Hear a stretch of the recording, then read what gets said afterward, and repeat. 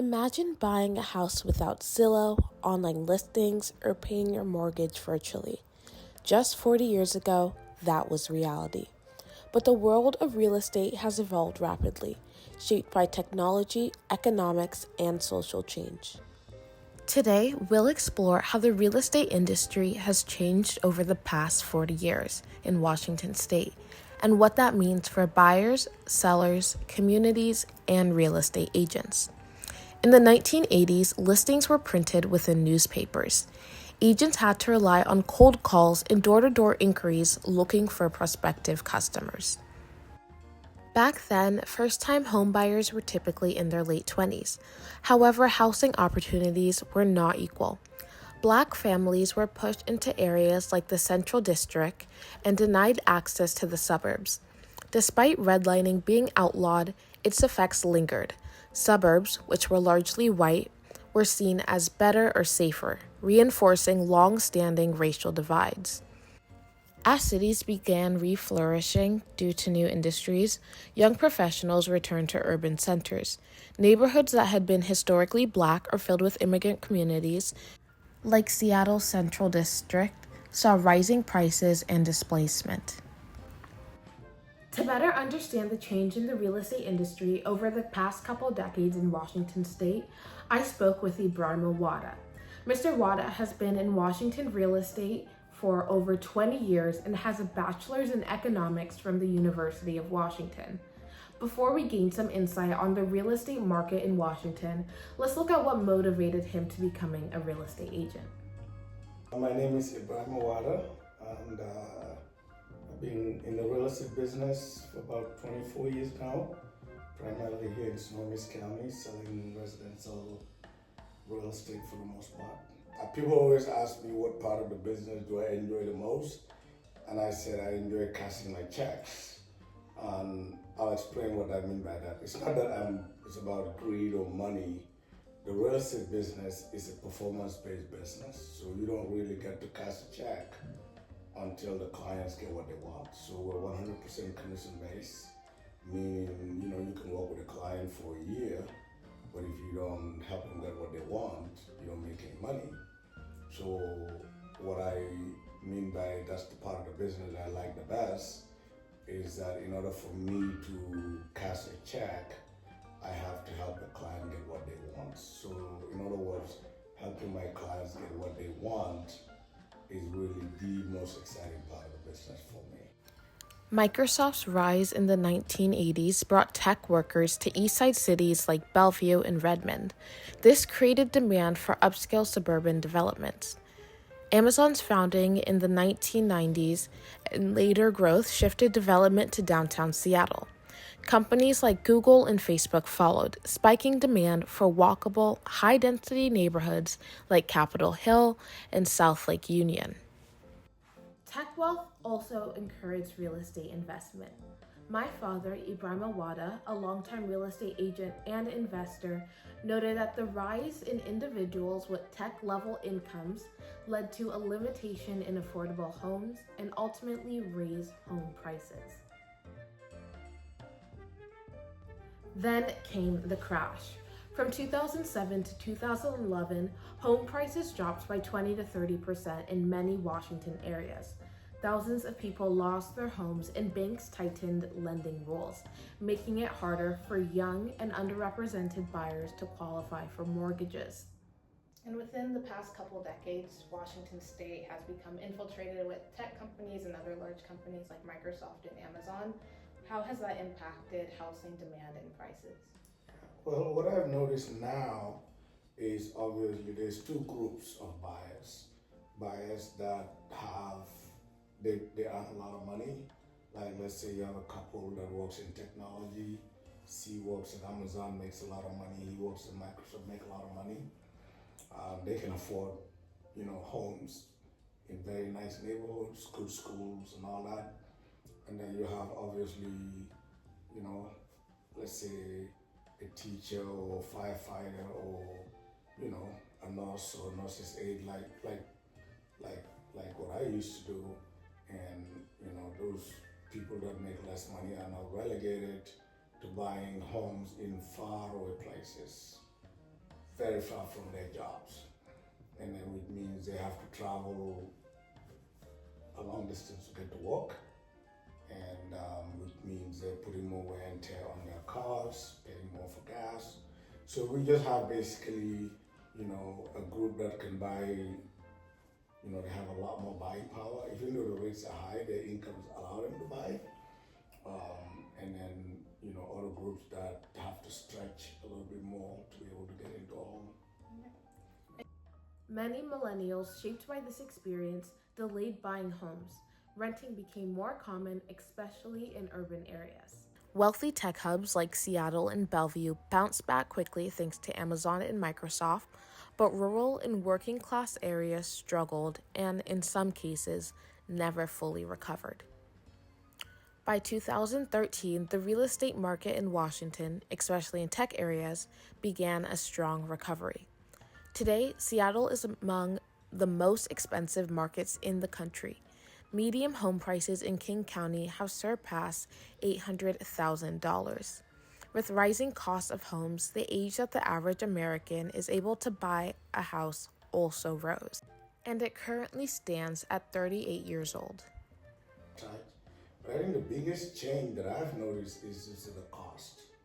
Houses have become so unbelievably expensive now. And I think most people nowadays, just for a starter home, like what we call an entry-level home, like the first home that my wife and I bought, we had a 4-bedroom house with a yard in a nice neighborhood, good sized home for, less than $300,000. But today, that same house would be at least 3 to 4 times more than what we pay for it. So I think the biggest change that I've noticed is that families have to spend a lot more of their income to get into a home and stay in a home. And are there any noticeable differences in who can afford a house now versus 20 years ago? Well, at least for me, my personal experience is even 20 years ago, I thought they were expensive. But 20 years ago, most of my clients, like if you have a husband and wife working, either the husband or the wife could work and then they could, for the most part, pay for the house. But I think nowadays it's a lot more challenging, especially for younger people, people buying, especially if they have student loans and other debts and car loans. So, especially right now with the interest rates being as high as they are, interest rate is, what you have to pay when you borrow money. The lower the interest rate is, the more your buying power is, and the higher the interest rate is, your dollars go less. So I think right now, I would say who can afford it, at least from what I've seen, you either have to have really good jobs or have a business or cut back on a lot of other things like vacations and give up that driving a decent car to be able to afford a nice home. So it's very expensive nowadays for most families. Despite the high cost of living within Washington, people are moving here at high rates for many different reasons. I think for the most part, for me, jobs is I think the biggest reason why people tend to move. Because Washington is not a very cheap place. It has gotten really expensive.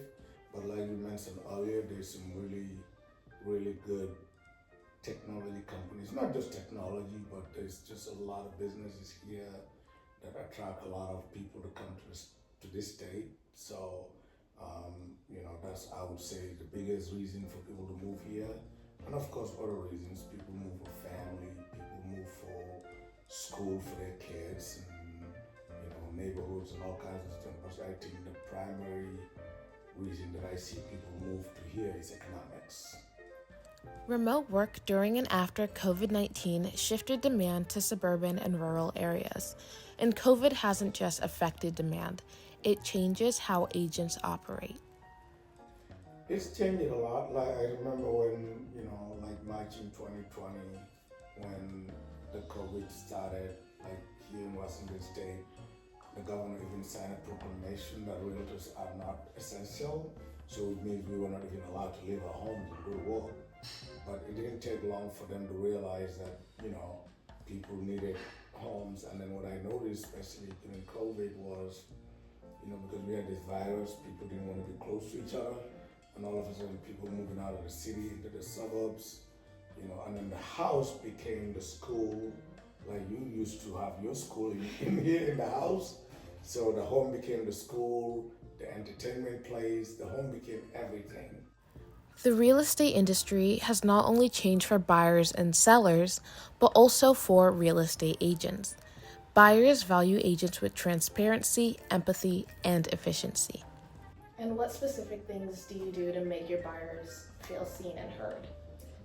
Well, for me, the things that my most important skill is understanding the market so that I can help clients that are buying negotiate homes that they want to buy and be able to guide them and show them the best homes within the price points that they're looking at, and even sometimes educating them into, like, a client might come in and say, I want a home in this particular area, but they may not be aware of other areas where they can get more homes and still be in a nice area, schools and things like that. So to be able to just help and guide the buyers that I work with. As for the sellers, which nowadays obviously is the majority of people I work with, to be able to help them get their homes prepared for the market so that when their home hits the market, we can help them get the most amount of money for their home in the shortest amount of time.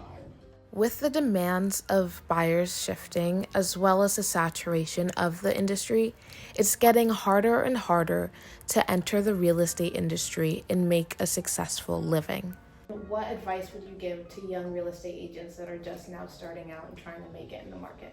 But real estate, like my mentor Mike Ferry said, it's a people business. So if you want to be a real estate, you can't just sit there and hope somebody's going to come in and say, here's a commission check. No, you got to go out there and just work really hard and help people, and things will be fine.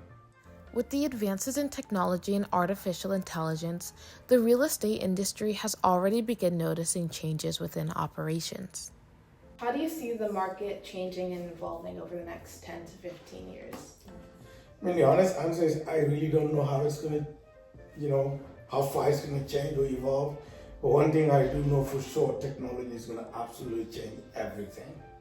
The way we buy homes. I mean, it already has it, but I think in the next 5, 10 to 15 years, I can't even imagine how it's going to change, But I know that technology is going to change everything. The way we look at homes, the way we buy homes, the way homes are marketed, financed, and everything.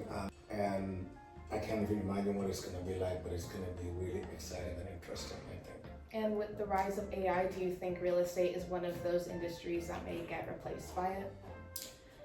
I don't know. I think AI is going to change every industry, not just real estate. But I also I have young people come in and ask me, do you think I should get into real estate now? And my personal belief is as long as people are buying and selling real estate, somebody is going to be involved. And anyone that wants to be involved, you have to get extremely good. You can't just, at least this is my belief, you can't just go and get your real estate license and just hope to do okay. I think you're going to have to provide something extremely valuable. But my belief, I don't believe AI is going to, there's this big fear that AI is just going to make all of us irrelevant. I don't think so. I'm an optimist, and I believe that human beings, we create AI. And I think we're going to continue to create, and I think AI, or whatever you call it, is to enhance our lives. I don't think it's going to replace our lives. And I'm not one of those people that is worried, for my business or my job or my career. I just think that technology is going to make things easier and better. Today's market offers both innovation and inequity. While technology brings convenience, it can also deepen affordability gaps. As we look ahead, issues like sustainability, accessibility, and equity will define the next era in Washington real estate. For young people like us, staying informed is key. Understanding this evolution empowers us not just to navigate the housing market, but to influence it for the better.